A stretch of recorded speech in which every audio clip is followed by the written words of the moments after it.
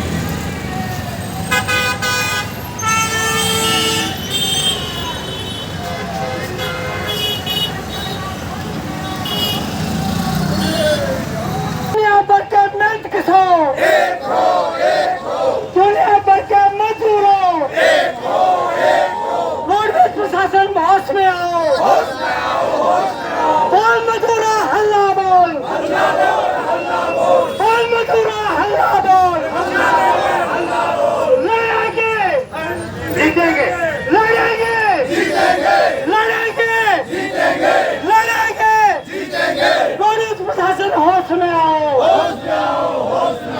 निगम प्रशासन होश में आओ, राज्य सरकार होश में आओ, प्रशासन होश में आओ, मजदूरों का शोषण करना बंद करो, मजदूरों का शोषण करना बंद करो, बाल मजदूरा हल्ला बोल, बाल मजदूरा हल्ला बोल, बाल मजदूरा हल्ला बोल,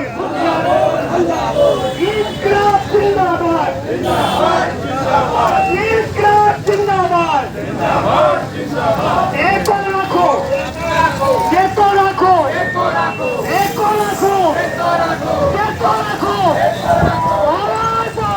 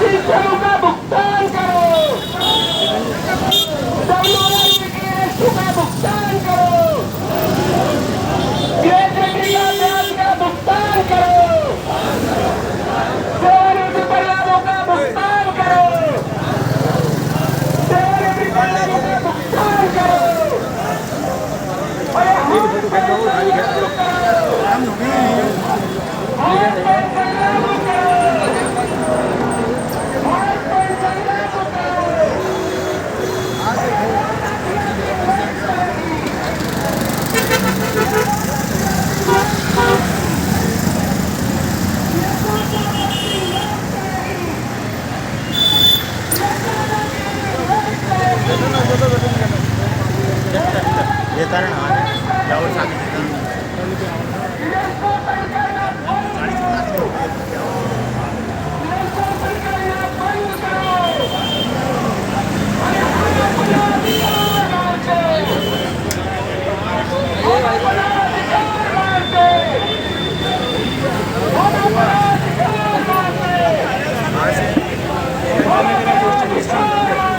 एक में नीट की परीक्षा दी तो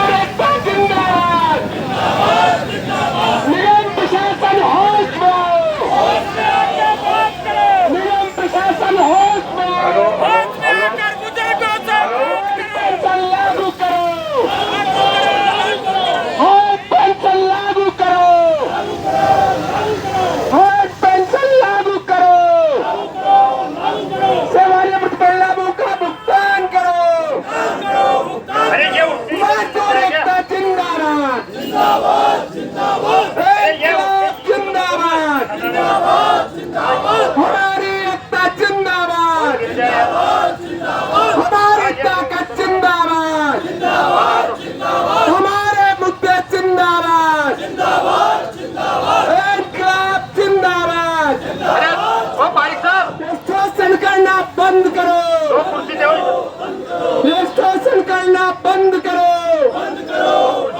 ये वादा खिलाफी नहीं चलेगी, ये वादा खिलाफी नहीं चलेगी, ये झूठे वादे नहीं चलेगी, ये दादागिरी नहीं चलेगी, ये दादागिरी नहीं चलेगी। हम अपना अधिकार मांगते, हम अपना अधिकार मांगते,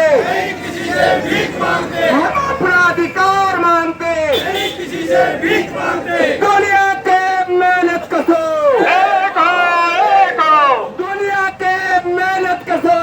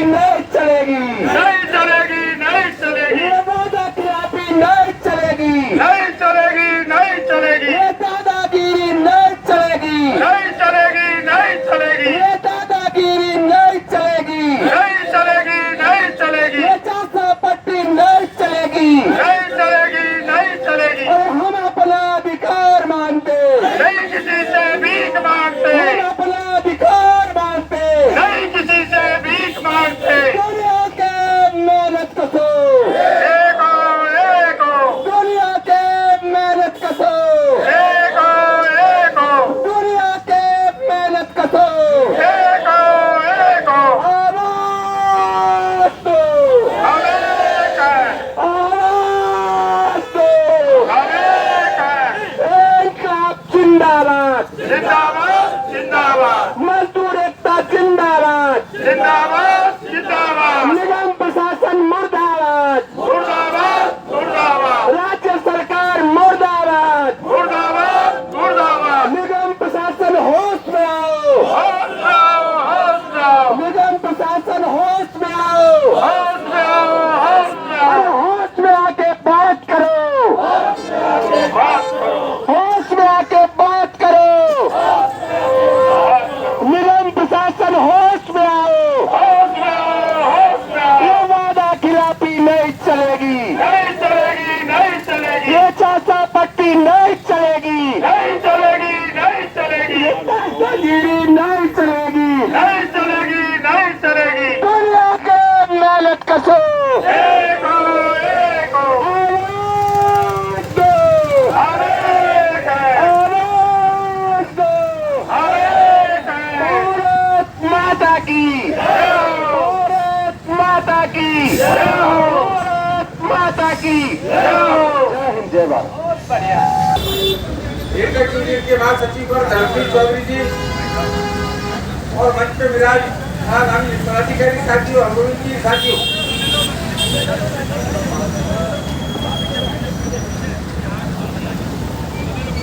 बिल्कुल आ जाएगा। पहले तो आप दूर दूर के स्थानों से, अलग अलग डिपो से, पूरे राजस्थान से इतनी उम्र के अंदर रिटायरमेंट के बाद भी कोई 65 का हो गया होगा, कोई 70 का हो गया होगा, कोई 66 का हो गया होगा, कोई 70 से ऊपर का भी हो गया होगा। इस उम्र के अंदर चल के अपने अधिकारों की रक्षा के लिए और अपनी मांगों के समर्थन के लिए दूर दूर से चल के आए। इसके लिए मैं आप सबका दिल से आपका अभिनंदन करता हूँ, आपको लाल सलाम पेश करता हूँ। साथियों, ये कुछ पहला मौका नहीं है कि जब यहाँ आरएसआई से एसोसिएशन आंदोलन कर रही है। पिछले लंबे समय से एक संगठनाबद्ध आंदोलन आरएसआई रिटायर्ड एम्प्लॉइज एसोसिएशन ने अलग अलग संगठनों के अंदर शाखाओं में आंदोलन कराए, क्षेत्रीय स्तर पर कराए, प्रदेश स्तर पर किए, रैलियां की, लगातार आंदोलन हो रहे हैं। और इस आंदोलन के बाद नहीं तो रोडवेज का प्रशासन कुछ करने को तैयार है और वे प्रोविडेंट फंड कमिश्नर को ऑफिस करने को तैयार है। आगे कब तक चलेगी इस तरह के आंदोलन? कितना आशा और हमारी परीक्षा चाहता है प्रशासन और भारत सरकार? क्या मेरा जिन सवालों को लेकर के आंदोलन हो रहा है, क्या वो सवाल वाजिब सवाल नहीं है? या तो सरकार और रोडवेज प्रशासन कह रहे आपका सवाल वाजिब नहीं है, इसलिए हम आपका आगे मानने को तैयार नहीं, मुझे भी नहीं कहते वाजिब नहीं है, और उनको पूरा करने के लिए भी तैयार वो नहीं होते हैं। सबसे पहला सवाल आज जो है वो है हायर पेंशन का सवाल। जिन लोगों को सीपीएफ के सदस्य, जिनको पेंशन जिन्होंने नहीं ली रोडवेज की, उनको मात्र 1,000, 2,000, 2,000 की पेंशन, 3,000 की पेंशन मिलती है। इसके अंदर तो पूरे महीने का चाय पानी का खर्चा तक एक आदमी का नहीं कर सकता। वो खुद का, अपने परिवार की, अपनी पत्नी का कैसे खर्चा उठाता होगा, ये समझने की बात है। इसलिए सुप्रीम कोर्ट के फैसले के तहत जो ऑप्शन मांगे गए उस समय पे लोगों ने ऑप्शन भर के दे दिए, पर कर्मचारी की जिम्मेदारी भी थी जो समय के ऊपर अपने ऑप्शन भर के दे दिए, और ऑप्शन भर के उन्होंने दे दिए।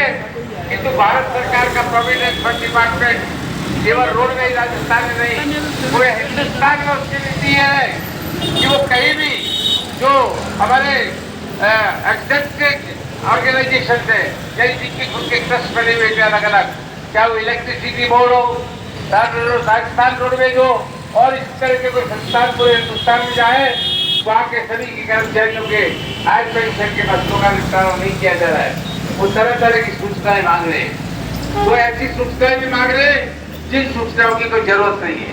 पर चलिए, वो सूचनाएं मांग रहे हैं, रोडवेज से मांग रहे हैं, कर्मचारी के पास तो कोई सूचनाएं है नहीं। तो रोडवेज प्रशासन से मैं कहना चाहता हूँ, इतनी बार चिट्ठियां वहां से आपके पास से आ गई और आपका हेड ऑफिस यहाँ से डिपो को चिट्ठियां जारी कर देता है और डिपो को चिट्ठियां जारी करके कह देता है इस तरह से सूचनाएं भेजो। पर क्या कोई एक भी डिपो इस तरह की सूचनाएं भेज पाए क्या? कभी बात होती है ऊपर, हमने सब चिट्ठी जारी कर रखी है, ये सब यूनिट का काम है। तो इस संदर्भ में मैं आज कहना चाहता हूँ, मुख्यालय से चिट्ठी जारी होती है, पूरे राजस्थान को डिपो के अंदर ना समझ बैठे हुए लोग, स्टाफ नहीं होगा, काम नहीं जानती होगी, कोई लापरवाही भी हो रही होगी। पर मुख्यालय के अंदर भी तो पेमेंट सेक्शन है, जाके भी तो लोगों ने जो रिटायर हुए थे उन्होंने हायर पेंशन के ऑप्शन के फॉर्म भरे थे। अरे भाई तुम एक एग्जाम्पल तो कायम करो, यहाँ के कम से कम जो लोग हैं उनके फार्मों की पूर्ति तो कराओ, ताकि डिपो वालों को नसीहत मिले, डिपो वालों को नसीहत मिले। अब भाई हेड ऑफिस के अंदर काम पूरा हो गया है, अब हम अगर नहीं करेंगे तो हमारे खिलाफ एक्शन होने की ना बताएगी। पर ये प्रशासन यहाँ भी तो नहीं करना चाहता, तो काय के सर्कुलर जारी कर रहे हो? जिस सर्कुलर को हेड ऑफिस अपने खुद हेड ऑफिस में लागू नहीं करा सकता, वो डिपो से कैसे उम्मीद कर रहा है सेक्शनों को? ये बहुत गंभीर सवाल है, इसको लेकर के ये बात जद्दोजहद करनी पड़ेगी। भाई तो मुख्यालय के तो कराओ, ताकि आधा उदाहरण बने वो सब करने का। यहाँ तो बड़े बड़े अधिकारी बैठे हुए तो ये करना नहीं चाहते। तो प्रोविडेंट फंड डिपार्टमेंट वो करना नहीं चाहता, वो अटकाना चाहता है तरह तरह की सूचना मांग के, और ये सूचना भी देना चाहते, इसलिए काम आगे बढ़ नहीं रहा है। दूसरा सवाल सबसे बड़ा आता है हमारा पेमेंट का सवाल।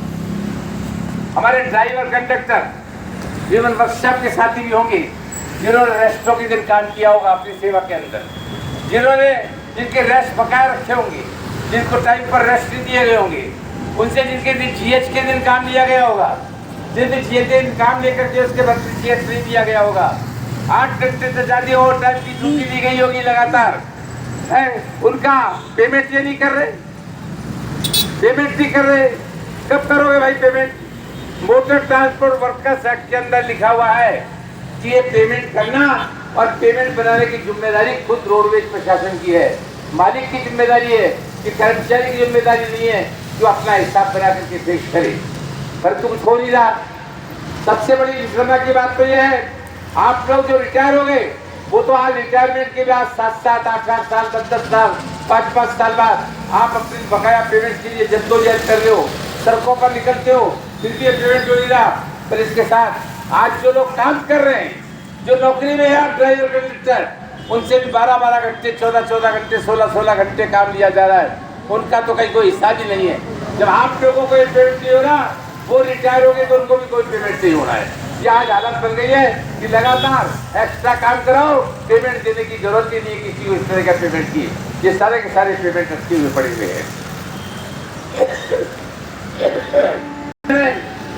70 साल की उम्र जिनकी हो गई उनको 5% एक्स्ट्रा पेंशन देने का भत्ता, पेंशन भत्ता देने का आदेश राजस्थान सरकार ने किया। जिन लोगों की 75 साल की उम्र हो गई पेंशनर्स की, उनको 10% अतिरिक्त भत्ता पेंशन का देने का सरकार ने फैसला किया। ये फैसले को लागू नहीं करना चाहते। अरे भाई पेंशन जब लागू की तो पेंशन के नियम यहाँ बने हुए, उस पेंशन के नियम के अंदर ये लिखा हुआ है धारा 49 के अंदर, जहाँ तक मुझे याद है धारा 49 की है वो, 49 धारा में लिखा हुआ है कि जो लोग पेंशन के पास है, पेंशन प्राप्त कर रहे हैं, राजस्थान सरकार जब जब पेंशन के नियमों में संशोधन करेगी वो ऑटोमेटिकली लागू होंगे, हर एक को लागू होंगे। जिनको लागू करना पड़ेगा, किसी उसको भी धक्का बता रहे, उनको भी लागू नहीं करना चाहते। सरकार के आदेशों का तला लोग बेचारे परेशान हो रहे, लगातार जा रहे। इसके सवाल और भी बहुत से सवाल है, जिन सवालों को लेकर के आप जद्दोजहद कर रहे होंगे। जिन्होंने जो लोग हायर पेंशन के फॉर्म नहीं कर पाए, पात्र नहीं थे, उनके लिए भी आपकी एसोसिएशन ऑल इंडिया की जो संगठन से संबद्ध होने के नाते वहाँ भी उनकी 9,000 की न्यूनतम पेंशन की बात कर रही है, मेडिकल की बात कर रही है, किंतु वहां भी भारत सरकार सुनने को नहीं है। इस तरह के हालात के अंदर ये चल रहा है।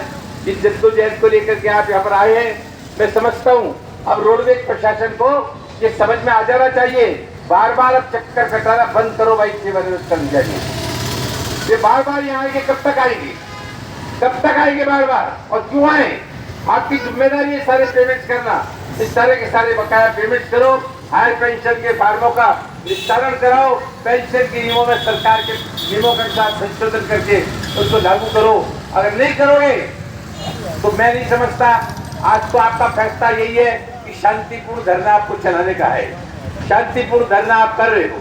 हम भी इस पक्ष में नहीं है शांति फैले, हम भी इस पक्ष में नहीं है कोई उग्रता फैले, पर आखिर एक न एक दिन कोई सीमा तो आएगी, एक न एक दिन कोई सीमा आएगी, नहीं आएगी, नहीं आएगी, नहीं आएगी, लड़ोगे नहीं? तो मैं पूछ रहा हूँ पर जवाब क्यों नहीं देते आप? क्या इसी तरीके से चलते रहोगे, बार बार धरने लगाते रहोगे तो एक दिन क्या बचा है भाई? अब 60 साल की नौकरी करके रिटायर हो गए, 5-5, 6-6, 7-7 साल ऊपर हो गए, अब तो बोनस की जिंदगी दे रहे हो भाई, बोनस की जिंदगी दे रहे हो। अगर ये नहीं माने तो उनका सबक सिखाने के लिए अगली बार कोई फैसला करना आपको ठीक लगे, आपके संगठन के अंदर घुसेंगे ऑफिस के अंदर, लगाएंगे बैठ करके, कैसे नहीं करोगे? तो बाहर के लिए तो अंदर लाना पड़ेगा आपको, और कोई रास्ता सोचना पड़ेगा। अब संगठन में कोई नया धार पैदा करनी पड़ेगी, अभी पुराने तौर तरीके से आंदोलन चलेगा नहीं, इस आंदोलन में चाल पैदा करनी पड़ेगी लगातार करने से। अरे एक तो कुर्बानी हो जाएंगे, 2-4 क्या फर्क पड़ रहा है आम आदमियों के लिए? अगर एक कुर्बानी करनी पड़े तो मैं भी आपके साथ कुर्बानी करने को तैयार हूँ, आपके साथ कर रहा हूँ। तो ये सवाल है, इन पर गंभीरता से आपको सोचने की जरूरत है। इसके अलावा मैं दूसरे सवाल ये भी आपसे करना चाहता हूँ, ये कि आज जो रोडवेज है आपको परेशान हुई हो, जो आज नौकरी में मौजूद है, उनकी भी हालत तो अच्छी हालत नहीं है, वो भी अच्छी हालत में नहीं है। जैसा मैं कह रहा हूँ उनसे भी 12-12, 14 समय काम दिया जा रहा है। मोटर ट्रांसपोर्ट वर्कर्स एक्ट के अंदर एक कायदा है, नियम, वो नियम ये है कि आप उन नियमों का उल्लंघन करके 8 घंटे तक इससे ज्यादा ड्यूटी लोगे, पेमेंट नहीं करोगे, रेस्ट के दिन काम लेकर के पेमेंट नहीं करोगे, जीएच के दिन काम लेके पेमेंट नहीं करोगे, तो वो अपराध माना गया है। केवल अनियमितता नहीं है, अपराध माना गया है। अपराध का मतलब कहता फौजदारी अपराध माना गया है। उस कानून में लिखा हुआ है कि जो मालिक, जो मैनेजमेंट, जो अधिकारी इस तरह के कानून का उल्लंघन करेगा लगातार, उसको जुर्माना और जेल की सजा दोनों का प्रावधान है, जेल की सजा दोनों का प्रावधान है। इलेक्ट्रिक यूनियन ने, Rajasthan state roadways employ union ने अभी पिछले सितंबर के महीने के अंदर इन सवालों को लेबर डिपार्टमेंट को एक शिकायत, 2 शिकायत पत्र हमने भेजी। वो 2 शिकायत पत्र में कहे लगातार ये पेमेंट बकाया है, पहले वाले लोगों के रिटायर हो गए और आज जो काम कर रहे हैं उनके पेमेंट भी बकाया है, ये काम हो नहीं रहे। तो इसके लिए ये रोडवेज के जो जिम्मेदार अधिकारी है, ईडीटी है, एमडी है, चीफ मैनेजर है, इनके खिलाफ मुकदमा चलाने की परमिशन यूनियन को दो, मुकदमा चलाए जाए, इनको सजा कराने की कार्रवाई यूनियन को देने की परमिशन दो। हम जानते हैं कि तो लेबर डिपार्टमेंट में भी वही अधिकारी रहते हैं, वो भी तो अधिकारी है, डिस्टर्ब मत करो। आप नारा लगाते हैं, क्या नारा लगाते हैं? मजदूर मजदूर, क्या नारा लगाते हो? क्या होता है मजदूर मजदूर? अरे बोलते हैं मजदूर मजदूर, तो क्या जवाब देते हो? तो जोर से बोलो। ये नारा लगाते हैं मजदूर मजदूर, भाई भाई, तो अधिकारियों का भी नारा है, अधिकारी अधिकारी भाई भाई, अधिकारी अधिकारी भाई भाई। यहाँ के अधिकारी उल्लंघन कर रहे, कानून का अपराध कर रहे, लेबर डिपार्टमेंट के अधिकारी भी अधिकारी है, वो सुनने को तैयार नहीं है। विचार करना पड़ेगा, हम देखेंगे अगर लेबर डिपार्टमेंट नहीं करेगा कार्रवाई, भाई या तो पेमेंट करवाओ, हमें किसी को सजा कराने से कोई मतलब नहीं है, नहीं तो फिर दूसरा प्रावधान है क्या, हाई कोर्ट पे भी लेके जाना पड़ेगा सजा कराने के प्रावधान को, तो लेके जाएंगे। मैं क्यों कह रहा हूँ ये बात? रोडवेज के और किसी संगठन में इतनी हिम्मत है क्या? कभी इतनी हिम्मत रही है क्या कि रोडवेज के एमडी के खिलाफ मुकदमा चलाने की परमिशन की बात करता हूँ? ये केवल एक तक में ताकत है रोडवेज के अंदर, जिससे आप जुड़े रहे हो, उसकी ताकत है। चलाएंगे, मुकदमे को लेकर के जाएंगे, लड़ेंगे आगे।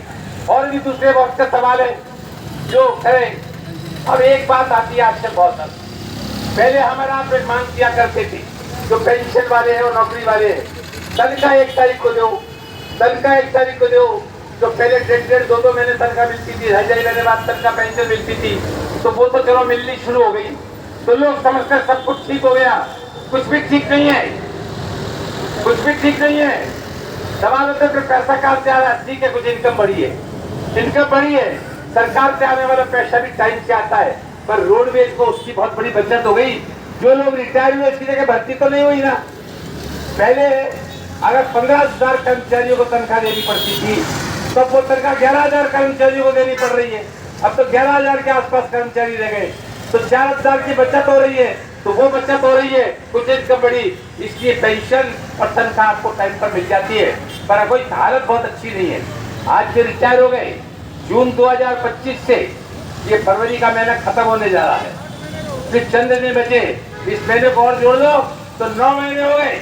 इन 9 महीने के अंदर जो लोग रिटायर हो गए, अरे आप तो चलो जनवरी तक ले लो, 8 महीने तक, अभी पूरा महीना खत्म नहीं हुआ है, तो जून 2025 से जनवरी 2026 तक 8 महीने में जितने लोग रिटायर हुए, उनको ग्रेच्युटी नहीं, उनको और कोई पेमेंट उनका नहीं, उनके छुट्टियों का पेमेंट नहीं, वो बेचारे अपने पेमेंट के लिए रो रहे हैं। तो इस तरह से हालत बहुत खराब है। और प्रशंसा ये हो रही है हमारे रोडवेज के मैनेजमेंट की, एमडी साहब बहुत बढ़िया आए हैं, देखो तनख्वाह पेंशन टाइम पर दे रहे हैं, सब लोग खुश हैं। इनको 12 घंटे 14 घंटे काम नहीं करना पड़ता, ऐसे भी तो वर्ग है रोडवेज में, हालांकि वो भी महत्वपूर्ण है, रोडवेज को चलाने में उनकी भी जिम्मेदारी है। उनको लगता है ठीक हो गया आपको, अरे भाई किसकी बला 14-14 घंटे काम करके शोषण हो रहा है।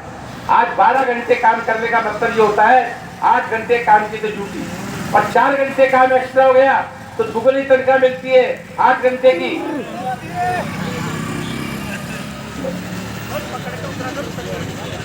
8 घंटे काम करने पर 1 दिन की नहीं 2 दिन की तनख्वाह का हकदार होता है, तनख्वाह वो 1 ही दिन की दे रहे हैं, तो हैबिट पड़ गई, दो डबल काम लेकर के आपको सिंगल तनख्वाह देंगे।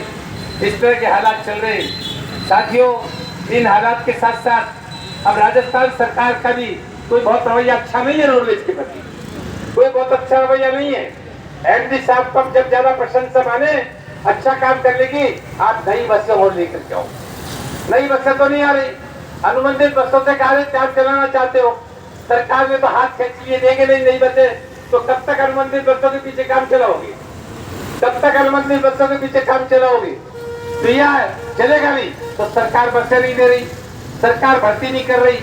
एक टाइम पहले लगभग साल भर होने को आया, 500 कंडक्टरों की भर्ती निकाली थी, 500 कंडक्टरों की भर्ती निकली, एग्जाम भी हो गया, रिजल्ट भी आ गया, जैसा अखबारों के अंदर आया, सोशल मीडिया पर आया, पर वो भर्ती अभी हुई नहीं है। पर मान के चलिए वो भर्ती होती भी है, तो भर्ती से क्या होना है? 1 साल के अंदर, 1 साल पहले 500 कंडक्टरों की अनुमति मिली, इस 1 साल में 500 रिटायर हो गए होंगे, तो ये 500 तो उसके पूर्ति हो गई थी, तो नई कहाँ है?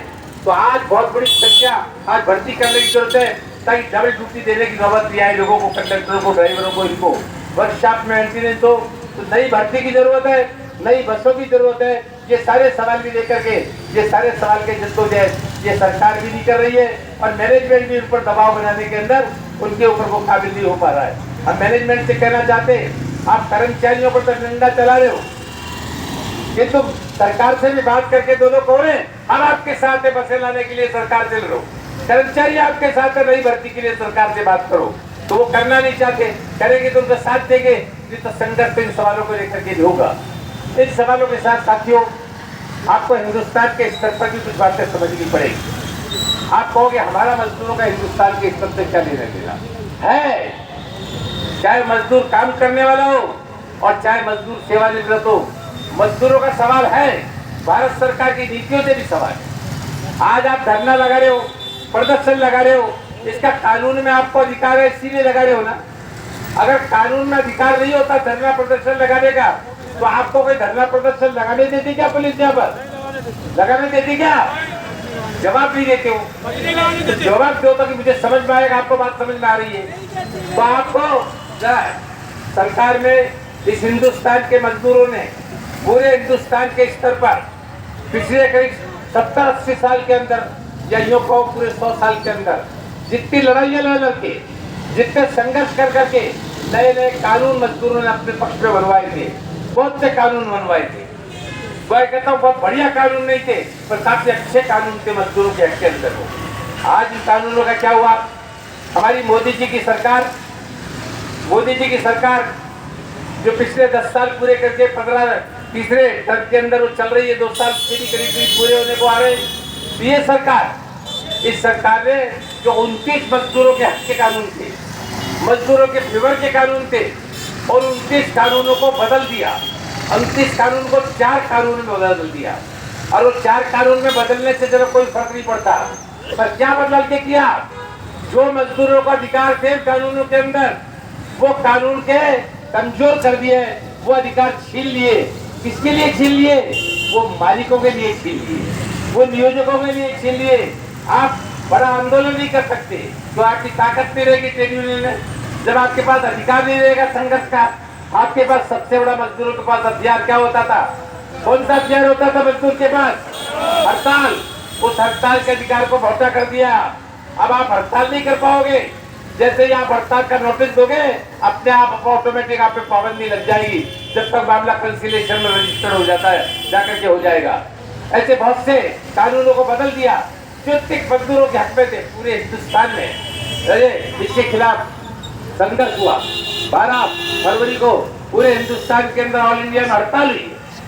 हम हड़ताल नहीं कर पाए रोडवेज के कर्मचारी, हमारी अपनी कुछ परिस्थितियां थी, पर धरने प्रदर्शनों में शामिल हुए जगह जगह। पूरे कितने मजदूर शामिल हुए जानते हैं आप? 30 करोड़ मजदूर। 30 करोड़ मजदूर पूरे हिंदुस्तान के अंदर।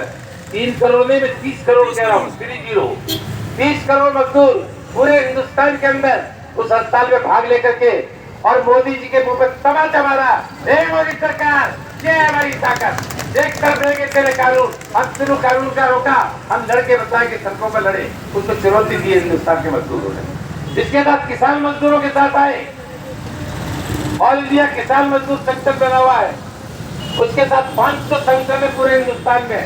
वो पूरे किसान संगठन 500 पूरे हिंदुस्तान में मजदूरों के आंदोलन के साथ थे। तो अब एकता बन गई है। हम किसी जमाने में नारा लगाया करते थे, मजदूर किसान एकता जिंदाबाद का नारा लगाते थे, पर वो कभी लागू नहीं हुआ। पर इस मोदी सरकार की गलत नीतियों की वजह से ये आज नौबत आ गई हिंदुस्तान के अंदर कि मजदूर और किसान दोनों में एक होकर के सड़कों पर लड़ रहे हैं। मजदूरों के लिए किसान आता है मैदान के अंदर, किसानों के संघर्ष में मजदूर आता है मैदान के अंदर।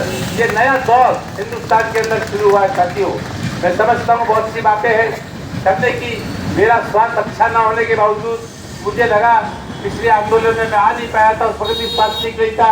अब की बार चलो बाहर के साथ सब आएंगे, एक साथ सबसे मुलाकात होगी। मैं आया, आप यहाँ पर आए, आपके साथ फिर एक बार आपका अभिनंदन करते हुए और ये विश्वास दिलाते हुए, आप अकेले नहीं हो। Rajasthan state roadways employees union तक आपके साथ, आपके आंदोलन के साथ है, उसका सही समर्थन आपको है। राजस्थान एटक का, इसके अलावा राजस्थान एटक का समर्थन आपको पूरा का पूरा प्राप्त है। राजस्थान एटक से संबंधित जितने संगठन है वो सारे संगठनों का समर्थन आपको प्राप्त है। इसलिए आप अकेले नहीं हो, आप लड़ो, आगे बढ़ो, इसी तरह से लड़ते लड़ते आगे बढ़ते रहेंगे साथियों। इंकलाब जिंदाबाद।